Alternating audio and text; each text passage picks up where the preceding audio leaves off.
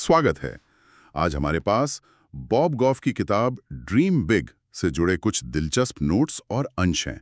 और पहली नज़र में ये बड़ा सोचो बड़ा बनो वाली किताबों जैसी लग सकती है, लेकिन जब हमने इसे पढ़ना शुरू किया तो पता चला कि ये वैसी बिल्कुल नहीं है। सही कह रहे हैं। ये सिर्फ अच्छी अच्छी बातें नहीं हैं, बल्कि एक पूरा खाका है, एक नक्शा। ये सपनों को हकीकत में बदलने के लिए मतलब एक कदम दर कदम गाइड जैसा है। और इसकी शुरुआत बहुत ही बुनियादी लेकिन शायद सबसे मुश्किल सवालों से होती है। हाँ, और इसी नक्शे को आज हम समझने की कोशिश करेंगे। किताब कहती है कि कोई भी बड़ा सफर शुरू करने से पहले आपको बर्फ की मोटी परत के नीचे उतरना होगा, मतलब get under the ice cap. और इसके लिए सिर्फ 3 सवाल हैं। आप कौन हैं, आप कहाँ हैं और आप क्या चाहते हैं। सुनने में तो बहुत आसान लगते हैं। पर है नहीं। पहला सवाल ही देख लीजिए, आप कौन हैं।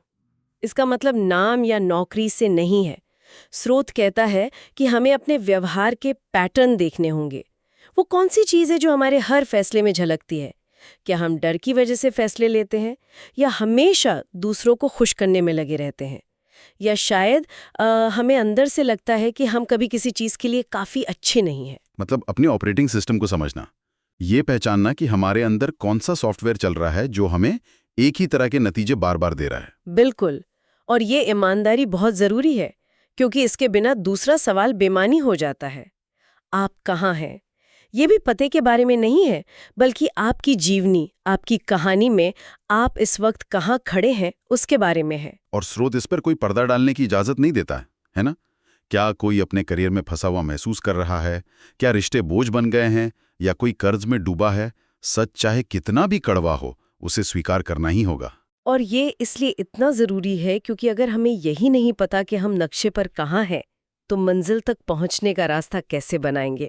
इसमें एक बहुत ही असरदार कदम सुझाया गया है। किसी भरोसेमंद दोस्त के पास जाकर बस इतना कहना, देखो मैं इस समय अपनी जिंदगी में ठीक यहाँ पर हूँ, उसे जुबान पर लाना ही उस सच्चाई को वजन देता है। और फिर आता है तीसरा सवाल, आप क्या चाहते हैं। यहाँ पर किताब कहती है कि कोई फिल्टर नहीं लगाना है, एक लंबी लिस्ट बनानी है हर उस चीज की जो कोई भी अपनी जिंदगी में चाहता है। बड़ा घर, टूटा हुआ रिश्ता जोड़ना, दुनिया घूमना, कोई नई स्किल सीखना, कुछ भी। 50 पन्ने भर जाएं तो भी कोई बात नहीं। ये एक तरह का ब्रेन डंप है, लेकिन इसका एक मनोवैज्ञानिक कारण है।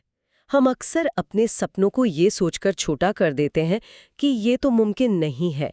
ये अभ्यास उस फिल्टर को हटा देता है और हमें पहली बार ये देखने का मौका देता है कि हम असल में चाहते क्या हैं, बिना किसी लाग लपेट के। इसमें एक बहुत ही अनोखा अभ्यास भी है जिसने मुझे सोचने पर मजबूर कर दिया है। ये कहता है कि अपनी भविष्य के आप से, मतलब उस इंसान से जो आप बनना चाहते हैं और जिसने सब कुछ हासिल कर लिया है, उससे अपने आज के आप को एक चिट्ठी लिखवाएं और फिर उसे 6 महीने बाद खोलने के लिए रख दें। ये थोड़ा अजीब लग सकता है।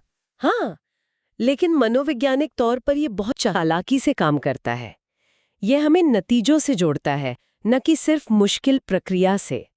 जब हम अपने भविष्य के कामयाब आप की आवाज सुनते हैं, तो हमारा दिमाग उस संभावना पर यकीन करने लगता है। यह डर और शंकाओं को दरकिनार करके सीधे उस उम्मीद और विश्वास से जुड़ने का एक तरीका है जो हमारे अंदर कहीं मौजूद है। ठीक है, तो एक बार जब वो लंबी बिना फिल्टर वाली लिस्ट बन जाती है, तो अगला कदम क्या है? क्या हम उन 50 पन्नों को लेकर भागना शुरू कर दें? नहीं, बिल्कुल नहीं। यहीं पर असली काम शुरू होता है। अब उस लिस्ट को तराशने का समय है। सबसे पहले तो ये पक्का करना कि लिस्ट में मौजूद हर सपना सच में अपना हो, न कि किसी और की उम्मीदों का बोझ। कई बार हम वो चीजें चाहते हैं जो समाज, परिवार या दोस्त हमें चाहते हुए देखना चाहते हैं। और फिर सपनों को स्पष्ट करना। स्रोत कहता है कि अस्पष्टता सपनों की दुश्मन है। जैसे मैं खुश रहना चाहता हूँ, एक सपना नहीं है, ये एक भावना है। इसका मतलब क्या है? क्या परिवार के साथ ज्यादा समय बिताना या कोई खास मुकाम हासिल करना? बिल्कुल। विशिष्टता बहुत जरूरी है, और इसे आसान बनाने के लिए एक मजेदार तरीका दिया गया है जो मुझे बहुत पसंद आया। हाँ, कॉफी वाला। अपने सपनों को 3 साइज में बांटो, टॉल, ग्रांडे और वेंटी। टॉल यानी छोटे सपने जो शायद कुछ हफ्तों या महीनों में पूरे हो सकते हैं। ग्रांडे यानी मध्यम आकार के, जिनमें 1-2 साल लग सकते हैं। और वेंटी वो बड़े जिंदगी बदल देने वाले सपने। ये वर्गीकरण सिर्फ मजेदार नहीं है, ये लकवा मारने वाली सोच से बचाता है। जब हमारे सामने 100 सपनों की लिस्ट होती है तो हम अक्सर कुछ भी नहीं कर पाते, लेकिन जब हम उन्हें साइज में बांट देते हैं तो हमें पता होता है कि शुरुआत कहाँ से करनी है। हम एक टॉल सपने से शुरू कर सकते हैं ताकि हमें कुछ गति मिले। और फिर किताब कहती है कि अपने 20 सपनों को, यानी सबसे बड़े वालों को, 3 सवालों की कसौटी पर परखो। पहला, क्या ये सार्थक है, यानी क्या ये आपके अंदर के मूल्यों से मेल खाता है? दूसरा, क्या ये टिकेगा, क्या ये कुछ ऐसा है जो समय के साथ भी मायने रखेगा? और तीसरा, जो सबसे जरूरी लगता है, क्या इससे दूसरों की मदद होगी? और ये तीसरा सवाल ही सब कुछ बदल देता है। ये किसी भी सपने को सिर्फ मेरे लिए से हटाकर हम सबके लिए की दिशा में ले जाता है। ये महत्वाकांक्षा को मकसद में बदल देता है। एक बड़ा घर बनाना एक महत्वाकांक्षा हो सकती है, लेकिन एक ऐसा घर बनाना जहां जरूरतमंदों को पनाह मिल सके, ये एक मकसद है। ये फिल्टर सुनिश्चित करता है कि आपके सबसे बड़े सपने सिर्फ स्वार्थी ना हो। ठीक है, तो फिर एक बार जब सपनों की लिस्ट साफ हो गई, उन्हें प्राथमिकता भी दे दी, तो फिर रुकावट क्या है? अक्सर सबसे बड़ी रुकावट हम खुद होते हैं। हमारी अपनी आदतें, हमारे अपने डर। और किताब में इस पर एक बहुत ही दिलचस्प नजरिया दिया गया है। ये स्टॉकहोम सिंड्रोम का जिक्र करती है। वाह, क्या जबरदस्त मिसाल दी है। ये बात तो सीधे दिल पर लगती है। स्टॉकहोम सिंड्रोम में बंधक को अपने अपहरणकर्ता से ही लगाव हो जाता है ना। किताब कहती है कि हम भी अपनी बुरी आदतों, अपने डरों और अपनी सीमाओं के साथ ऐसा ही करते हैं। वे हमें बंधक बनाए हुए हैं, लेकिन हम उनसे इतना परिचित हो जाते हैं कि हम उन्हें बचाने लगते हैं। मतलब हम अपनी ही जेल के पहरेदार बन जाते हैं। जैसे कोई कहेगा, मैं ज्यादा मेलजोल वाला इंसान नहीं हूं, जबकि सच ये है कि उसे लोगों से मिलने में डर लगता है, लेकिन उसने उस डर को अपनी पहचान बना लिया है। और ये मिसाल इसलिए इतनी शक्तिशाली है क्योंकि हमें बताती है कि हम अपनी बुरी आदतों को सिर्फ इच्छा शक्ति की कमी की वजह से नहीं रखते, बल्कि हम उनसे भावनात्मक रूप से जुड़ जाते हैं। उन्हें छोड़ना एक जानी पहचानी दुनिया को छोड़ने जैसा लगता है।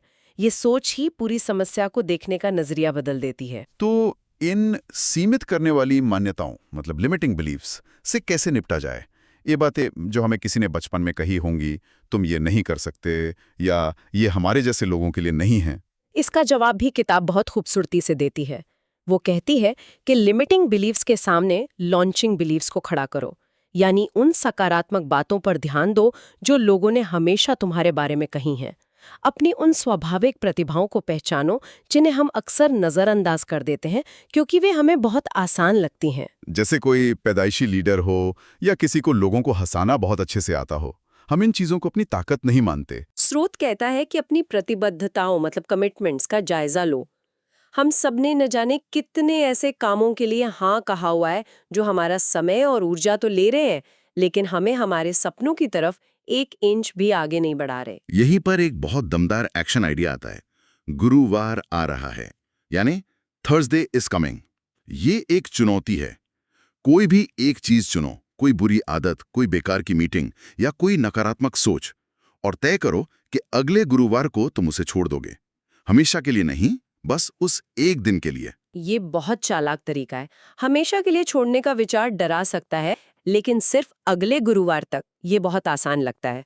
और अक्सर एक बार जब हम उस एक दिन के लिए उसे छोड़ देते हैं तो हमें एहसास होता है कि हम उसके बिना भी जी सकते हैं। ये आज़ादी का पहला स्वाद चखने जैसा है। एक और अभ्यास है जो सुनने में बड़ा अजीब लगता है। आईने के सामने खड़े होकर 100 बार नहीं कहने का अभ्यास करो। मुझे तो ये पढ़कर हंसी आ गई। क्या लोग सच में ऐसा करते हैं? शायद करते होंगे, लेकिन इसका असली मकसद सिर्फ उस शब्द को कहने की झिझक को खत्म करना है। नहीं कहना कई लोगों के लिए बहुत मुश्किल होता है। ये अभ्यास उस शब्द को हमारी जुबान के लिए आसान बना देता है। ये एक तरह से सामाजिक मांसपेशियों के लिए एक कसरत जैसा है, ताकि जब असल में जरूरत पड़े तो हम हिचकिचाएं नहीं। ठीक है, तो हमने अपनी मान्यताओं को चुनौती दी, अपनी बेकार की प्रतिबद्धताओं को छोड़ दिया। अब रास्ता साफ है, लेकिन फिर भी हम अक्सर शुरू नहीं कर पाते। टाल मटोल, हर चीज को परफेक्ट करने की चाह और असफलता का डर, ये तीनों तो सपनों के सबसे बड़े दुश्मन हैं। हाँ, और किताब मानती है कि ये प्रतिरोध 2 तरफा होता है। एक तो अंदरूनी डर जो हमें रोकता है, और दूसरा बाहरी, हो सकता है कि आपके आसपास के लोग आपके सपनों को दबाने की कोशिश करें या उनका मजाक उड़ाएं, क्योंकि आपका बदलना उन्हें असहज करता है। और इसके लिए भी ठोस सुझाव हैं। अपने कैलेंडर पर खुद के साथ एक अपॉइंटमेंट बुक करो, सिर्फ अपने सपनों पर काम करने के लिए। हर दिन अपने लक्ष्य से जुड़ा सिर्फ एक फ़ोन कॉल करो। बड़े लक्ष्य को इतने छोटे हिस्सों में तोड़ दो कि उसे ना करना बेवकूफ़ी लगे। ये सब गति यानी मोमेंटम बनाने के बारे में है। जैसा कि विज्ञान का नियम है, गति में मौजूद वस्तु गति में ही रहना चाहती है। एक बार जब आप थोड़ा सा भी हिलना शुरू कर देते हैं तो रुके रहने से ज़्यादा आसान चलते रहना हो जाता है। यहाँ एक बात है जिसने मुझे सच में चौंका दिया। किताब कहती है कि परफेक्शनिज्म और डर से लड़ने के लिए जानबूझकर असफल हो जाओ। ये तो हर उस सलाह के बिल्कुल खिलाफ है जो हमने आज तक सुनी है। इसका क्या मतलब हो सकता है? ये एक तरह का शॉक ट्रीटमेंट है। असफलता का सबसे बड़ा हथियार वो डर है जो वो हमारे मन में पैदा करती है।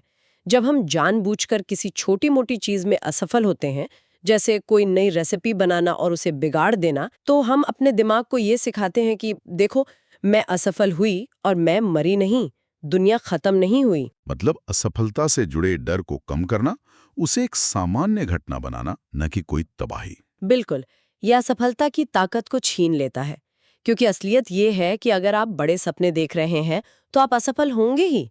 सवाल ये नहीं है कि आप असफल होंगे या नहीं, सवाल ये है कि जब आप असफल होंगे तो आप क्या करेंगे। किताब कहती है कि असफलताएं हमें कमजोर नहीं बल्कि ज्यादा काबिल बनाती हैं। मुश्किल अनुभव हमें दूसरों की मदद करने का अधिकार और अनुभव देते हैं। हाँ, ये बहुत गहरा विचार है। जब कोई खुद किसी मुश्किल से गुजरता है तो वो दूसरों का दर्द और संघर्ष बेहतर समझ सकता है। आपकी सबसे बड़ी असफलता ही आपकी सबसे बड़ी ताकत बन सकती है दूसरों की सेवा करने में। और इसी सोच के साथ फ्रेमवर्क एक इमरजेंसी किट तैयार रखने का सुझाव देता है। यानी मुश्किल समय के लिए तैयारी, कुछ पसंदीदा प्रेरक विचार या कोट्स और कुछ ऐसे दोस्तों के नाम और नंबर जिन्हें जरूरत पड़ने पर फोन किया जा सके। ये मुश्किल आने का इंतजार करने की बजाय उसके लिए पहले से तैयार रहने की रणनीति है। ये भावनाओं के लिए एक फायर ड्रिल करने जैसा है। आप उम्मीद करती हैं कि आग कभी नहीं लगेगी, लेकिन आप तैयार रहते हैं। और आखिर में जब सफर चल रहा हो तो उसे पूरा कैसे किया जाए, यहाँ अपनी रस्सियां जांचने यानी चेक योर रोप्स का रूपक इस्तेमाल किया गया है। जैसे एक पर्वतारोही चढ़ाई से पहले अपनी रस्सी की जांच करता है। इसका मतलब है ये सुनिश्चित करना कि आप अपने सपोर्ट सिस्टम से मजबूती से जुड़े हुए हैं। आपके दोस्त, आपका परिवार, आपका विश्वास, ये वो रस्सियां हैं जो आपको गिरने पर थाम लेती हैं। अकेले बड़े सपने पूरा करना लगभग नामुमकिन है। और छोटी छोटी जीतों का जश्न मनाना। हम अक्सर मंजिल पर पहुंचने का इंतजार करते हैं और रास्ते के छोटे छोटे पड़ावों को नजरअंदाज कर देते हैं। और ये मनोवैज्ञानिक रूप से बहुत जरूरी है। हर छोटी जीत हमारे दिमाग में डोपामाइन रिलीज करती है, जो हमें अच्छा महसूस कराता है और आगे बढ़ने के लिए प्रेरित करता है। ये उस गति को बनाए रखने के लिए ईंधन का काम करता है जिसकी हमने पहले बात की थी। अंतिम एक्शन कदम बहुत शक्तिशाली है। हर सपने के लिए ये वाक्य लिखना, मैं यहां अपना सपना भरें करूंगा, करूंगी। ध्यान दीजिए, मैं करना चाहती हूं या मैं कोशिश करूंगी नहीं, मैं करूंगी। ये एक इच्छा को एक वादे में बदल देता है, एक घोषणा में। ये आपके इरादे को ब्रह्मांड में भेजने जैसा है। ये आपके दिमाग को बताता है कि अब पीछे हटने का कोई रास्ता नहीं है। तो इन सब का क्या मतलब है? ये ढांचा सिर्फ अच्छा महसूस कराने वाली बातों का संग्रह नहीं है। ये अपनी महत्वाकांक्षाओं को समझने, उन्हें व्यवस्थित करने और फिर उन्हें हासिल करने के लिए एक व्यवहारिक कदम दर कदम प्रक्रिया है। ये सपनों को बादलों से उतारकर आपके कैलेंडर पर लाने का तरीका है। बिल्कुल, ये एक बहुत ही प्रैक्टिकल गाइड है। और इस पूरी चर्चा से अगर एक विचार साथ ले जाना हो तो वो ये है, ये फ्रेमवर्क व्यक्तिगत सपनों को सूचीबद्ध करने, योजना बनाने और उन पर काम करने पर बहुत जोर देता है। लेकिन ये बार बार एक सवाल पूछता है, क्या इससे दूसरों की मदद होगी? हाँ, ये सवाल बार बार आता है। तो यहाँ एक सवाल है जिस पर सोचा जा सकता है, किसी व्यक्तिगत महत्वाकांक्षा का क्या होता है जब उसकी सफलता का मुख्य पैमाना ये बन जाता है कि दूसरों पर उसका कितना सकारात्मक प्रभाव पड़ा। ये बदलाव उस सपने को ही कैसे बदल देता है? क्या वो सपना छोटा हो जाता है या और भी बड़ा और मजबूत बन जाता है? सोचने वाली बात है।